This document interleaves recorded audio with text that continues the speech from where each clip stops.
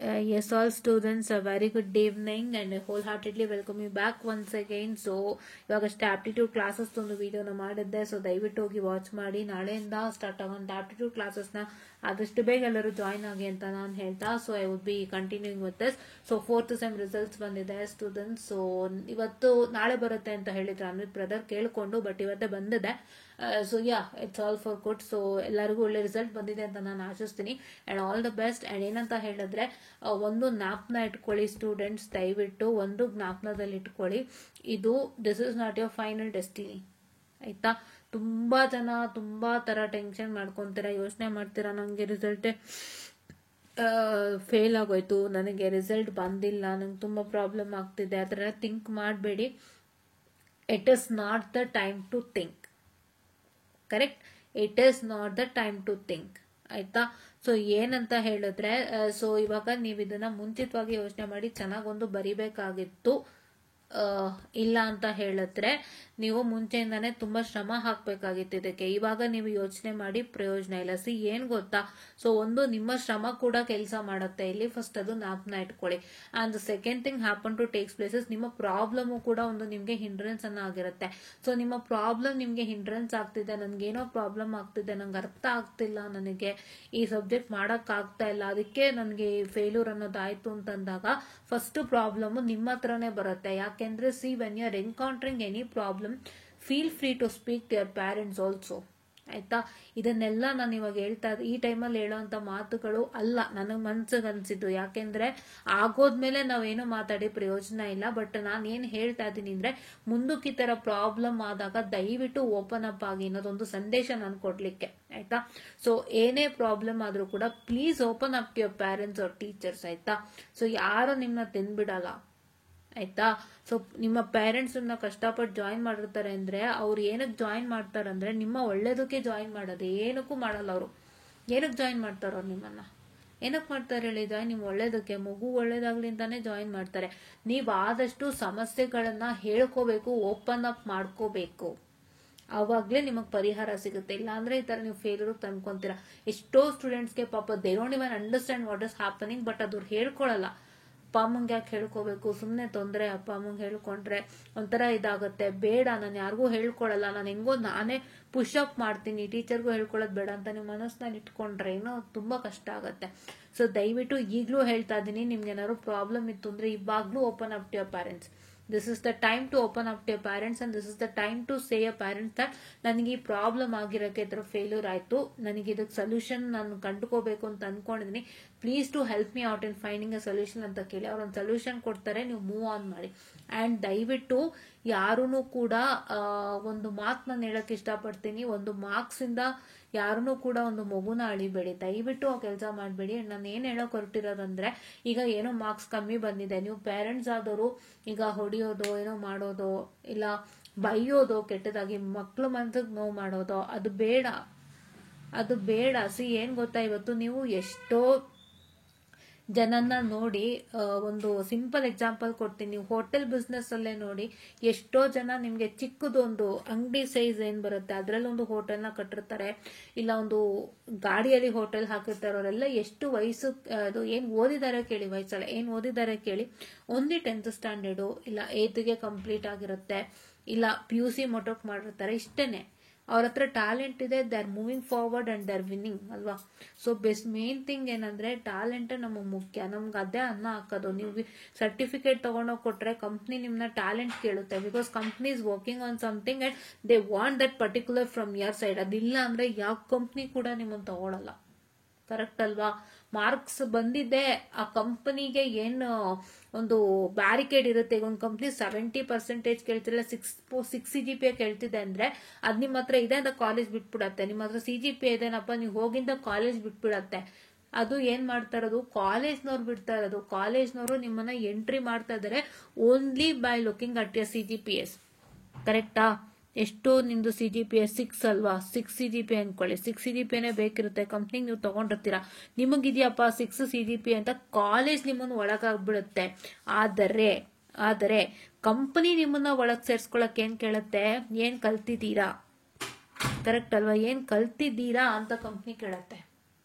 Company asks you what have you learned, what are the certifications you have done, what are the internships you have done. ಇವಾಗ ನೀವು mini project ಮಾಡಿದೀರಾ ಅಂದ್ರೆ mini project ಅಲ್ಲಿ ಏನ್ ಮಾಡಿದ್ರಿ ಅಂತ company ಕೇಳತ್ತೆ, ಹೌದಲ್ವಾ?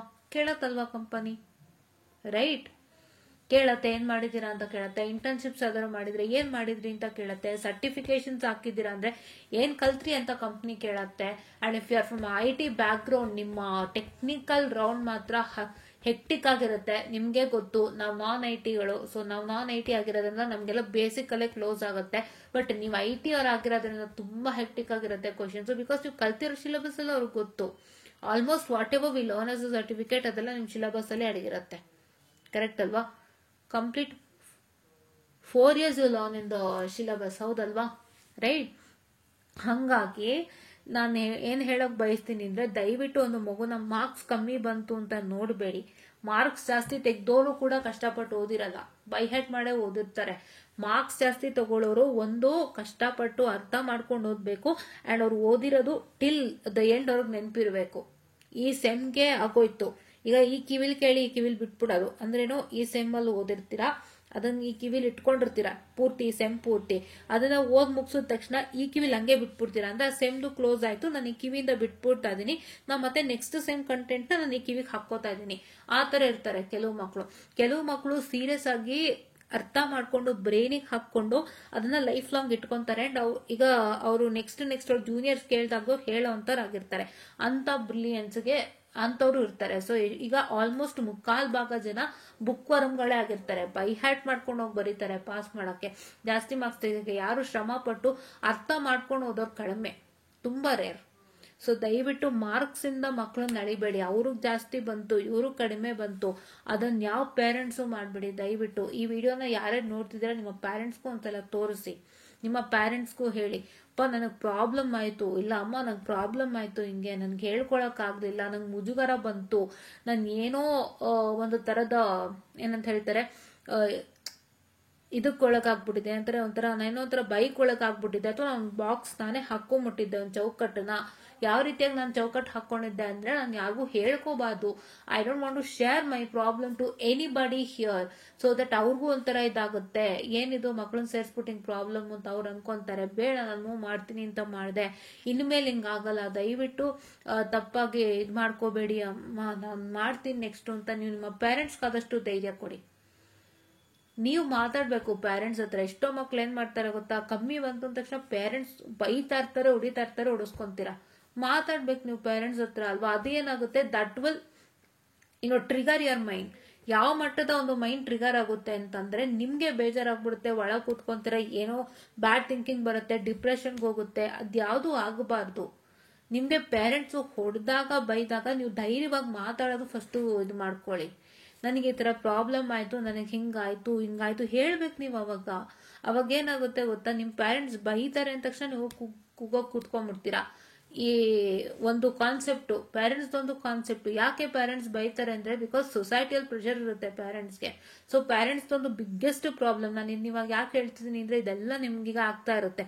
ಯಾರ್ಯಾರು ಸ್ವಲ್ಪ ಮಾರ್ಕ್ಸ್ ಕಮ್ಮಿ ಬಂದಿರುತ್ತೆ, ಫೇಲ್ಡ್ ಆಗಿರುತ್ತೆ, ಅವ್ರಿಗೆಲ್ಲ ಇದು ಆಗ್ತಾನೇ ಇರುತ್ತೆ, ಆಯ್ತಾ. ಸೊ ಸೊಸೈಟಿಯಲ್ ಪ್ರಾಬ್ಲಮ್ ಇಂದ ಪೇರೆಂಟ್ಸ್ ಬಳಲ್ತಾ ಇರ್ತಾರೆ. ಯಾಕಂದ್ರೆ ಪೇರೆಂಟ್ಸ್ಗೆ ಫಸ್ಟ್ ಆಫ್ ಆಲ್ ಅವರು ನಿಮ್ಮನ್ನ ಇಂಜಿನಿಯರಿಂಗ್ಗೋ ಮೆಡಿಕಲ್ಗೋ ಇಲ್ಲ ಒಂದು ದೊಡ್ಡ ಕೋರ್ಸ್ಗೋ ಯಾಕೆ ಸೇರಿಸ್ತಾರೆ ಅಂದ್ರೆ, it's all because of societal pressure. ಯಾಕಂದ್ರೆ ಇವಾಗ ನಾವು ಸೊಸೈಟಿಯಲ್ಲಿ ಆಲ್ಮೋಸ್ಟ್ ಇವಾಗ ನಮ್ಮ if you just check anybody, ನಿಮ್ ರಿಲೇಷನ್ ಸರ್ಕಲ್ ಅಲ್ಲೇ ಚೆಕ್ ಮಾಡಿ, ಸುಮಾರು ಜನ ಬಿ ಇರ್ತಾರೆ. ಈಗ ಸಡನ್ ಆಗಿ ಯಾರೋ BSc ತಗೊಂಡ್ರು ಅಂದ್ರೆ first question from your relation circle it rises, BSc ಯಾವ್ದಿದು BSc, ಯಾಕೆ ಓದ್ತಿದಾರು BSc, ಇದ್ರಲ್ಲಿ ಏನ್ ಸಿಗುತ್ತೆ, ಹಂಗ್ ಕ್ವಶನ್ ಬರುತ್ತೆ. ಬಿಕಾಸ್ ಎಲ್ಲರೂ they know what is B. But ಯಾವ್ದೋ ಬಿಟ್ಟು ಓದ್ತಿದ್ದೀರ ಅಂದಾಗ ಹಂಗ್ ಕ್ವಶನ್ ಕೇಳ್ತಾರೆ. ಅಂಡ್ ಮಾರ್ಕ್ಸ್ ಕಡಿಮೆ ಬಂದಾಗ, ಯಾಕೆ ಇಷ್ಟೊಂದು ಕಡಿಮೆ, ನಮ್ಮ ಮಗು ಅಷ್ಟು ಬಂತಲ್ಲ, ನಮ್ಮ ಮಗು ಹಿಂಗಾಯ್ತಲ್ಲ ಅಂತ ಅವ್ರು ಹೇಳ್ತಾರೆ. ಅದೇನಾಗುತ್ತೆ, that triggers your parents mind. ಅವ್ರಿಗೇನು ಅಂದ್ರೆ ಸೀದಾ ರಿವರ್ಸ್ ಮಾತಾಡಕ್ ಅವ್ರಿಗೆ ಬರಲ್ಲ. ಇದು ಓಪನ್ ಆಗಿ ಹೇಳ್ತಾ ಇದೀನಿ ನಾನು, ಇದನ್ನ ಆಕ್ಚುಲಿ ನಾನು ಇದು ಅನುಭವಿಸಿರೋದಕ್ಕೆ ಓಪನ್ ಆಗಿ ಹೇಳ್ತಾ ಇದೀನಿ. ಅವ್ರು ರಿವರ್ಸ್ ಮಾತಾಡಕ್ ಬರಲ್ಲ, ಇಲ್ಲ ಅವ್ರಿಗೆ ಅದನ್ನ ಪ್ಯಾಚಪ್ ಮಾಡಕ್ ಬರಲ್ಲ. ಪೇರೆಂಟ್ಸ್ಗೆ first thing they don't know how to patch up. That is what a big problem. What they does, ಈಗ ಯಾರೋ ಇವಾಗ ಇವಾಗ ಯಾವುದೋ ಒಂದು ಪ್ಯಾರೆಂಟು ಅವ್ರ ಮಗಂಗೆ ಮಾರ್ಕ್ಸ್ ಕಮ್ಮಿ ಬಂದಿರುತ್ತೆ, ಇನ್ನೊಂದು ಪ್ಯಾರೆಂಟು ಅವ್ರ ಮಗುಗೂ ಮಾರ್ಕ್ಸ್ ಜಾಸ್ತಿ ಬಂದಿರುತ್ತೆ. ಸೊ ಜಾಸ್ತಿ ಮಾರ್ಕ್ಸ್ ಬಂದಿರೋಂಥ ಮಗುದೇನು ಫಾದರ್ ಇರ್ತಾರೆ ಅವ್ರೇನೋ ಹೇಳ್ಕೊತಾರೆ, ಮಗು ಜಾಸ್ತಿ ಬಂತು, ಹಾಗಿತ್ತು ಹೀಗಿತ್ತು, this was all things that's happening ಅಂತ ಅವ್ರು ಹೇಳ್ಕೊತಾರೆ. ಅವಾಗ ಇವರಿಗೆ ಪ್ಯಾಚ್ ಅಪ್ ಮಾಡೋಕೆ ಬರ್ತಿರಲ್ಲ, ಅಲ್ಲೇನಾದ್ರು ಕೇಳಿಸ್ಕೊಂಡು ಒಂಥರ ಮನ್ಸಿಗೆ ಇಟ್ಕೊಂಡ್ಬಿಡ್ತಾರೆ and they come in and put a frustration. So ಈ ರೀತಿಯಾದಂಥ ಒಂದು ಸೊಸೈಟಿಯಲ್ ಪ್ರಾಬ್ಲಮ್ಸ್ನ ಪೇರೆಂಟ್ಸ್ ಅನುಭವಿಸ್ತಾ ಇರ್ತಾರೆ. ಅದಕ್ಕೆ ನಿಮಗೆ ಪೇರೆಂಟ್ಸು ಬಂದು ಸ್ಕೋಲ್ಡ್ ಮಾಡ್ತಾ ಇರ್ತಾರೆ. They all think about only society. ಇದೇ ನಡೀತಿರೋದು, ಸೊಸೈಟಿ ಬಗ್ಗೆನೇ ಅವ್ರು ಯೋಚನೆ ಮಾಡ್ತಾರೆ. ಯಾಕಂದ್ರೆ ಇವ್ರಿಗೆ ಕೆಲಸ ಸಿಕ್ಕಿಲ್ಲ ಅಥವಾ ಇವರೇನೋ ಒಂದು ಬ್ಯಾಕ್ ಆಗಿ ಮನೇಲಿ ಕೂತ್ಕೊಂಡು ಉಳ್ಕೊಂಡಿದ್ದಾರೆ, ಪ್ರಾಬ್ಲಮ್ ಮಾಡ್ಕೊಂಡಿದ್ದಾರೆ ಅಂದ್ರೆ ಸೊಸೈಟಿ ಹೆಂಗ್ ಮಾತಾಡುತ್ತೆ ಅನ್ನೋದು ಅದು ಅವ್ರಿಗೆ ಅರ್ಥ ಆಗಿರುತ್ತೆ.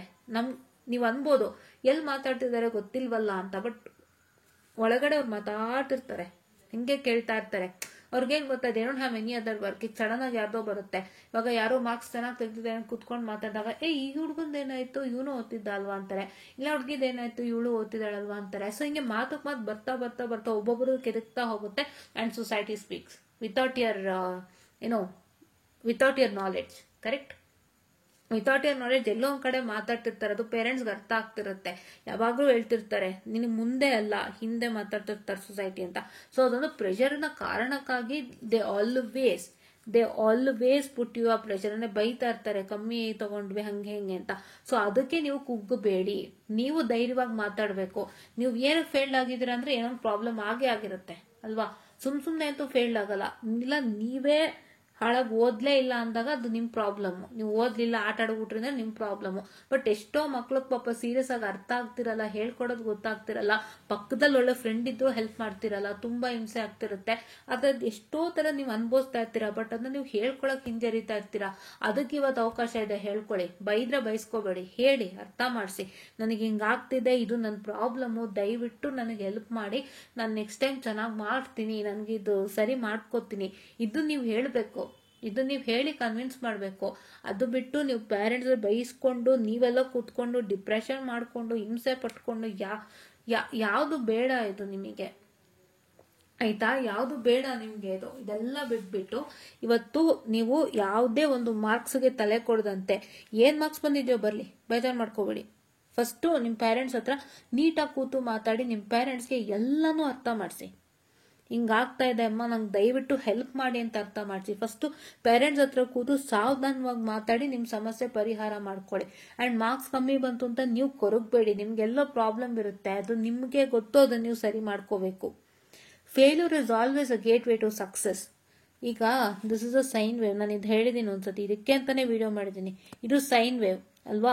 ಸೈನ್ ವೇವ್ ಏನಾಗ್ತದೆ, ಮೇಲೋಗ್ತಾ ಇದೆ, ಕೆಳಗೆ ಬರ್ತಾ ಇದೆ, ಮೇಲೋಗ್ತಾ ಇದೆ, ಕೆಳಗೆ ಬರ್ತಾ ಇದೆ, ಮೇಲೋಗ್ತಾ ಇದೆ, ಕೆಳಗೆ ಬರ್ತಾ ಇದೆ. One time it goes to a peak and one time it comes to zero. One time it goes to a peak, one time it comes to zero. Another time it goes to a peak, another time it comes to zero. ಇದೆ ಯಾವ್ದು ಕೆಲಸ, ಇದು sine wave ಕೆಲಸ. Straight ಆಗಿ ಹೋದ್ರೆ straight ಆಗಿ ಹೋದ್ರೆ ನೆಟ್ಟು ಹೋಗ್ತಾ ಇರುತ್ತೆ, ಎಲ್ಲೂ ಕಟ್ಟಿರಲ್ಲ, ಕ್ರಾಸ್ ಇರಲ್ಲ. ಈ ಸ್ಟ್ರೈಟ್ ಆಗಿರೋರ್ಗೆ ಏನಾಗುತ್ತೆ ಅಂದ್ರೆ ಎಲ್ಲೋ ಒಂದ್ ಕಡೆ ಫಾಲ್ ಆದಾಗ, ಇವಾಗ ಸ್ಟ್ರೈಟ್ ಆಗಿ ಹಿಂಗ್ ಹೋಗ್ತಿರ್ತಾರಲ್ವಾ, ಎಲ್ಲೋ ಒಂದ್ ಕಡೆ ಹಿಂಗ್ ದಡಾರ್ ಅಂತ ಹಿಂಗ್ ಕೆಳಗ್ ಬಿದ್ದಾಗ ಅವ್ರಿಗೆ ಏನಾಗುತ್ತೆ, ಜೀವನ ಒಂದು ಅನ್ಭವಿಸಕ್ ಗೊತ್ತಾಗಲ್ಲ. ಯಾಕಂದ್ರೆ the first time they fall in, they feel feared. ನಾನು ಇಷ್ಟೆಲ್ಲ ಕಷ್ಟಪಟ್ಟು ಓದ್ತಾ ಇದ್ದೆ, ಚೆನ್ನಾಗಿ ಮಾಡ್ತಾ ಇದ್ದೆ, ನನ್ನ ಜೀವನ ಚೆನ್ನಾಗಿತ್ತು, ಎಲ್ಲೋ ಬಿದ್ದೋಯ್ತಲ್ಲ ಅಂತ ಟೆನ್ಷನ್ ಆಗಿ ಒಂದ್ ಮೂಲೆಯಲ್ಲಿ ಕುತ್ಕೊಂಡ್ಬಿಡ್ತಾರೋ, ಜೀವನನೇ ಔಟು. ಯಾಕಂದ್ರೆ ಅವ್ರು ಮುಂದೆ ಹೆಂಗ್ ಫೇಸ್ ಮಾಡ್ಬೇಕು ಅಂತ ಅವ್ರಿಗೆ ಗೊತ್ತಾಗಲ್ಲ. ಆದ್ರೆ ಇವ್ರಿಗಾದ್ರೆ ಗೊತ್ತಾಗ್ಬಿಟ್ಟಿರುತ್ತೆ, ಫೇಲ್ಯೂರ್ನವ್ರಿಗಾದ್ರೆ ಈಸಿಯಾಗಿ ಗೊತ್ತಾಗುತ್ತೆ, ನಾನು ಎಲ್ಲಿ ತಪ್ಪು ಮಾಡಿದೆ, ನಾನಲ್ಲಿ ಎಡಗಬಾರ್ದು ಅಂತ. ಮತ್ತೆ ನೀವು ಅದನ್ನ ಸರಿ ಮಾಡ್ಕೊಂಡ್ ಬರ್ತೀರಾ. ಅವಾಗ ನಿಮ್ಗೆ ಪದೇ in case the same problem is happening, ನಿಮ್ಗೊಂದು ಧೈರ್ಯ ಬರುತ್ತೆ. ಆದ್ರೆ ಸ್ಟ್ರೇಟ್ ಲೈನ್ ಅವ್ರಿಗೆ ಒಂದೇ ಸತಿ ಕೆಳಗೆ ನುಗ್ಗಿದಾಗ ಅಥವಾ ಒಂದೇ ಸತಿ ಕೆಳಗೆ ನುಸುಳ್ದಾಗ, ಸೊ ನಿಮ್ಗೆ ಏನ್ ಪ್ರಾಬ್ಲಮ್ ಆಗುತ್ತೆ ಅಂತಂದ್ರೆ, ನಿಮ್ಗೆ ಪ್ರಾಬ್ಲಮ್ ಆಗುತ್ತೆ ಅಂದ್ರೆ ಡಿಪ್ರೆಷನ್ಗೆ ಹೋಗ್ಬಿಡ್ತೀರಾ, ಟೆನ್ಷನ್ ಆಗ್ಬಿಡ್ತೀರಾ. ಬಿಕಾಸ್ ಒಂದ್ಸತಿನೂ ಫೇಲ್ಯೂರ್ ನೋಡಿಲ್ಲ. ಏನೋ ಫೇಲ್ಯೂರ್ ಅಂದ್ರೆ ಒಂದ್ ದೊಡ್ಡ ಆಘಾತನೇ ಆಗೋಯ್ತು, ಇದು ಬಂಡೆಕಲೆ ತಲೆ ಮೇಲೆ ಬಿದ್ದೋರ್ ತರ ನೀವು ಫೀಲ್ ಮಾಡ್ತೀರಾ. ಇದೆಲ್ಲ ಆಗುತ್ತಲ್ವಾ. ಒಂದ್ ನಿಮಿಷ ರೀ, I am sorry for distraction.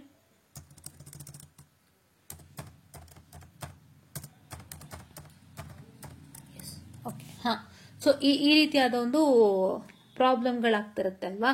So ಹಾಗಾಗಿ ನೀವೇನ್ ಮಾಡ್ಬೇಕು ಅಂದ್ರೆ, ಈಗ ನೀವು ಯಾವುದಕ್ಕೂ ಭಯ ಪಡದೆ ಹೆದರ್ಕೊಳ್ದಂತೆ ನೀವು ಫಸ್ಟ್ ಏನ್ ಮಾಡ್ಬೇಕು ಅಂದ್ರೆ, ಇವಾಗ ಆಗಿರೋ ಸಮಸ್ಯೆಗೆ ಪರಿಹಾರ ಕಂಡುಕೊಳ್ಳಕ್ಕೆ ಓಪನ್ ಆಗಿ ಪೇರೆಂಟ್ಸ್ ಹತ್ರ ಟೀಚರ್ಸ್ ಹತ್ರ ಮಾತಾಡಿ ಪರಿಹಾರ ಕಂಡುಕೊಳ್ಳಿ. ಟೆನ್ಷನ್ ಮಾಡ್ಕೊಂಡು ಡಿಪ್ರೆಷನ್ ಮಾಡ್ಕೊಂಡು ಕೂತ್ಕೊಳ್ಳೋದ್ರಿಂದ ಏನೂ ಆಗೋದಿಲ್ಲ. ನೀವೇ ಎದ್ದೇಳ್ಬೇಕು, ನೀವೇ ಸರಿ ಮಾಡ್ಕೋಬೇಕು. ಇದು ಒಂದು ಮೇನ್ ಥಿಂಗ್, ಆಯ್ತಾ.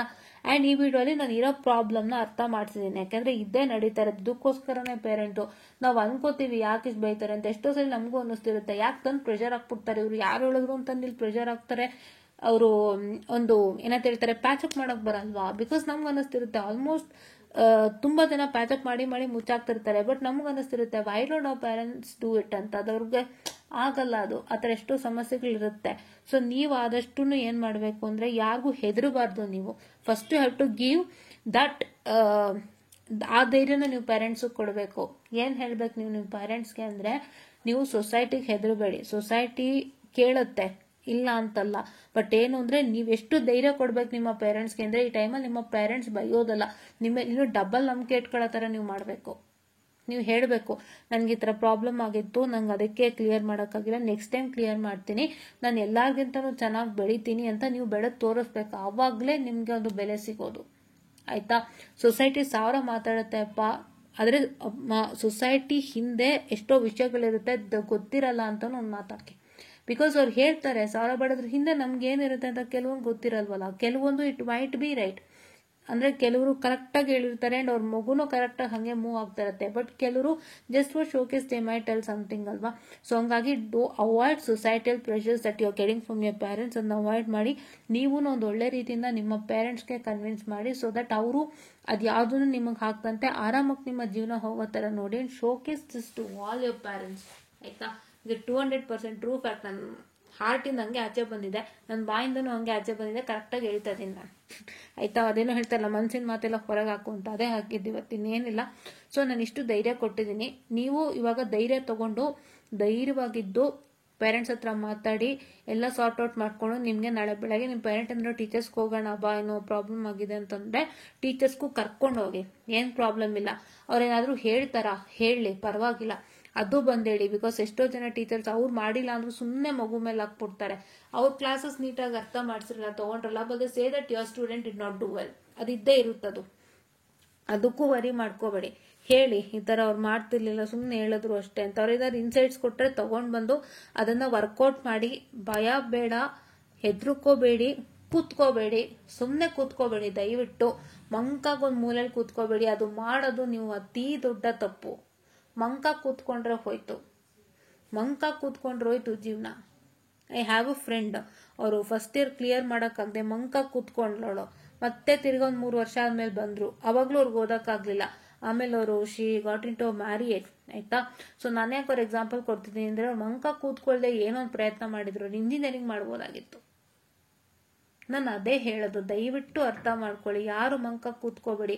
ಮಂಕ ಕೂತ್ಕೊಂಬಿಟ್ರೆ, ಬೇಜಾರು ಮಾಡ್ಕೊಂಬಿಟ್ರೆ ಆಗಿರೋದು ಸರಿ ಹೋಗಲ್ಲ. ಆಗಿರೋದು ಸರಿ ಹೋಗ್ಬೇಕು ಅಂದ್ರೆ ನೀವು ಫಸ್ಟು ನಿಮ್ಮ ಪೇರೆಂಟ್ಸ್ ಮುಖಾಂತರನೇ ಎಲ್ಲ ಸರಿ ಮಾಡಬೇಕು. ಇಲ್ಲಾಂದ್ರೆ ನಿಮಗೆ ದಿನ ಪ್ರೆಷರ್ ಸಿಗ್ತಿರುತ್ತೆ. ನೀವು ನಡ್ಕೊಳ್ಳೋ ರೀತಿಯಿಂದಾನೇ ನಿಮ್ಮ ಪೇರೆಂಟ್ಸ್ ಹಾಕೋದು ನಿಮಗೆ ಪ್ರೆಷರು. ಅದೇ ಪ್ರಾಬ್ಲಮ್ಮು. ನೀವೇನು ಮಾಡ್ತೀರಾ ಅಂದರೆ, ಏನೂ ಹೇಳ್ಕೊಳ್ಳೋದಿಲ್ಲ, ಅಪ್ಪ ಅಮ್ಮ ಹೊಡೆದ ತಕ್ಷಣ ಇದು ಮಾಡ್ತೀರಲ್ಲ, ಬೈದ ತಕ್ಷಣ ಬೈಸ್ಕೊತೀರಾ. ನಿಮ್ಮ ಸಮಸ್ಯೆಗಳು ಆವಾಗಲೂ ನಿಮ್ಗೊಂದು ಅವಕಾಶ ಇರುತ್ತೆ ನಿಮ್ಮ ಸಮಸ್ಯೆ ಹೇಳ್ಕೊಳ್ಳಿಕ್ಕೆ, ಹೇಳೋದಿಲ್ಲ. ಸೊ ಅದು ನೀವತ್ತು ಅವಕಾಶ ಇದೆ, ಮಾಡಿ. ಮತ್ತೆ ಹೇಳ್ತಾ ಇದ್ದೀನಿ, ಸಮಸ್ಯೆ ಹೇಳ್ಕೊಳ್ಳಿ, ಪರಿಹಾರ ಮಾಡ್ಕೊಳ್ಳಿ, ಎಲ್ಲ ಸೆಟ್ರೇಟ್ ಮಾಡ್ಕೊಳ್ಳಿ, ಎಲ್ಲ ರೀತಿಯಿಂದನೂ ಒಳ್ಳೇದಾಗುತ್ತೆ. ಫೇಲ್ಯೂರ್ ಮಕ್ಕಳಂತೂ ದಯವಿಟ್ಟು ಹೆದರ್ಕೋಬೇಡಿ. ಇನ್ನೂ ಜೀವನ ದೊಡ್ಡದಿದೆ. ನಿಮ್ಮ ಫೇಲ್ಯೂರೇ ನಿಮ್ಮನ್ನ ಸಕ್ಸಸ್ಗೆ ತಂದು ನಿಲ್ಲಿಸುತ್ತೆ. ಇವತ್ತು ಯಾವುದೇ ವ್ಯಕ್ತಿ ದೊಡ್ಡದಾಗಿ ಬೆಳೆದಿರೋರು ಫೇಲ್ಯೂರ್ ಇಲ್ಲದೆ ಅಂತೂ ಖಂಡಿತ ಅವ್ರು ಬೆಳೆಯೋಕ್ಕೆ ಚಾನ್ಸೇ ಇಲ್ಲ. ನೀವು ಸಕ್ಸಸ್ಫುಲ್ ಪರ್ಸನ್ಸ್ನ ನೋಡೋದು ಓನ್ಲಿ 10%. ಯಾವ ಥರ ಸಕ್ಸಸ್ಫುಲ್ ಪರ್ಸನ್ನು? ನಾನು ಇಲ್ಲಿ ಹೇಳಿದ್ನಲ್ಲ, ಸ್ಟ್ರೈಟ್ ಲೈನ್ ಸಕ್ಸಸ್ಫುಲ್ ಪರ್ಸನ್ನು. ಇವರು ಓನ್ಲಿ 100%, ಅಲ್ಲಿ 10% ಮಾತ್ರ, 10% ಅಷ್ಟೇ ನೀವು ನೋಡೋದು. ಇನ್ನು ಮಿಕ್ಕಿದ್ದು 90% ಎಲ್ಲರೂ ಫೇಲ್ಯೂರಿಂದಾನೇ ಸಕ್ಸಸ್ ಪಡ್ಕೊಂಡಂಥವ್ರು, ಗೆದ್ದು ಬಂದಂಥವ್ರು, ದೊಡ್ಡದಾಗಿ ಜೀವನ ಅನುಭವಿಸ್ತಾ ಇರೋಂಥವ್ರು, ಸಂತೋಷದ ಜೀವನ ಅನುಭವಿಸ್ತಾ ಇರೋಂಥವ್ರು. ಅದ್ರಲ್ಲಿ ನಾನು ಕೂಡ ಒಬ್ಳು, ಆಯ್ತಾ. ಈ ಥರ ಮಾಡ್ತಾ ಇದ್ದೀನಿ, ಆಯ್ತಾ, ವಿಡಿಯೋಸ್ ಮಾಡ್ತಾ, ಓಕೆನಾ. ಸೊ ಹಾಗಾಗಿ ಏನಂದ್ರೆ, ನಮ್ಮ ಫೇಲ್ಯೂರ್ಸ್ಗಳು ನಮಗೆ ಪಾಠ ಕಲಿಸುತ್ತೆ. ಅದನ್ನ ನೀವು ಮುಂದಿಟ್ಕೊಂಡು ಮೇಲೆ ಬನ್ನಿ, ಆಯ್ತಾ. ನಿಮ್ಮನ್ನ ನೀವು ಧೈರ್ಯವಾಗಿ ಇಟ್ಕೊಳ್ಳಿ. ನಿಮಗೆ ನೀವು ಇವಾಗಲೇ ಒಂದು ಗುರಿ ಹಚ್ಕೊಳ್ಳಿ. ಆ ಗುರಿನ ಹಚ್ಚಿ ನಿಮ್ಮ ಪೇರೆಂಟ್ಸ್ಗೂ ಅದನ್ನೇ ಹೇಳಿ, ಅದೇ ಗುರಿ ಮುಂದೆ ಫಾಲೋ ಮಾಡ್ತಾನೆ ಇರಿ. ನಿಮ್ಗೆ ಹೆಂಗಿರ್ಬೇಕಂದ್ರೆ ಗುರಿ ನಿಮ್ಮ ತಲೆಯಲ್ಲಿರ್ಬೇಕು, ಅದ್ರ ಜೊತೆಗೆ ನೀವು ಸಾಕ್ತಾ ಇರ್ಬೇಕು. ಅದು ನೀವು ಸಾಕಿದಾಗ ಮಾತ್ರ ನಿಮಗೆ ಒಂದು ಒಳ್ಳೆ ರೀತಿಯಾಗಿ ಒಂದು ಇದಾಗತ್ತೆ. ಕರೆಕ್ಟ್ ಅಲ್ವಾ? ಸೊ ಹಂಗಾಗಿ ಇದನ್ನ ದಯವಿಟ್ಟು ಮಾಡಿ. ಇವತ್ತು ಯಾರು ಬಯಸ್ಕೋಬೇಡ್ರಿ, ಹೇಳಿ, ಎಲ್ಲ ಅರ್ಥ ಮಾಡಿಸಿ ನಿಮ್ಮ ಪೇರೆಂಟ್ಸ್ಗೂ ಒಂದು ಮಟ್ಟಕ್ಕೆ ಸಮಾಧಾನ ತಗೊಂಡು ಬಂದು ನೀವು ಮುನ್ನಡಿಬೇಕು, ನೀವು ಮುನ್ನುಗ್ಗಬೇಕು, ನೀವು ಛಲದಿಂದ ಬೆಳಿಬೇಕಷ್ಟೇ, ಇನ್ನೇನು ಇಲ್ಲ. ಅದೆಲ್ಲ ನಿಮ್ಮ ಕೈಯಲ್ಲಿದೆ. ಈ ಸೊಸೈಟಿನೇ ಹಂಗೆ ಆಗ್ಬಿಡಿದೆ. ಮಾರ್ಕ್ಸು ಮಾರ್ಕ್ಸು ಮಾರ್ಕ್ಸು ಅಂತ ಸೊಸೈಟಿನೂ ಸಾಯುತ್ತೆ, ಕಾಲೇಜು ಸಾಯುತ್ತೆ, ಪೇರೆಂಟ್ಸ್ ಹಿಂಸೆ ಮಾಡ್ತಾರೆ. ಬಟ್ ಅದಕ್ಕೂ ಮೇಲಿದೆ ಅನ್ನೋದು ನಮಗೆ ಮಾತ್ರ ಗೊತ್ತು. ಅದನ್ನ ಅರ್ಥ ಮಾಡಿಸೋ ಜವಾಬ್ದಾರಿ ನಿಮ್ಮದು. ಓಕೆನಾ? ಯು ವಿಲ್ ಡೂ ಇಟ್ ಅಲ್ವಾ? So this is what is all for today ಅಂತ ನಾನು ಹೇಳ್ತಾ. ಸೊ ಒಂದು ವಿಡಿಯೋನ ದಯವಿಟ್ಟು ನಿಮ್ಮ ಪೇರೆಂಟ್ಸ್ಗೂ ಕೇಳಿಸಿ, ಅರ್ಥ ಮಾಡಿಸಿ, ಸೊ ದಟ್ ಅವ್ರಿಗೂ ಒಂದು ಮಟ್ಟದ ವಿಷಯ ಅರ್ಥ ಆಗುತ್ತೆ. ಆ್ಯಂಡ್ ಅದರಿಂದ ಅವರು ಹೊರಗೆ ಬಂದು ಎಲ್ಲೋ ನಿಮ್ಮನ್ನೊಂದು ಮಟ್ಟಕ್ಕೆ ಸಪೋರ್ಟ್ ಮಾಡಿ ನಿಮ್ಮನ್ನೊಂದು ದೊಡ್ಡ ಮಟ್ಟಕ್ಕೆ ತರೋವಂಥದ್ದು ಒಂದು ಸಣ್ಣ ಕಾರ್ಯಕ್ಕೆ ಕೈ ಜೋಡಿಸ್ತಾರೆ ಅಂತ ನಾನು ಹೇಳ್ತಾ, I just want to suggest all students and please to showcase your parents and ಧೈರ್ಯವಾಗಿರಿ, ಹೆದರ್ಕೋಬೇಡಿ. ರಿವಾಲ್ಯೂಷನ್ ಚೆನ್ನಾಗಿ ಬರ್ದಿದ್ದೀರಾ ಅಂದ್ರೆ ರಿವಾಲ್ಯೂಷನ್ಗೆ ಹಾಕ್ರಿ.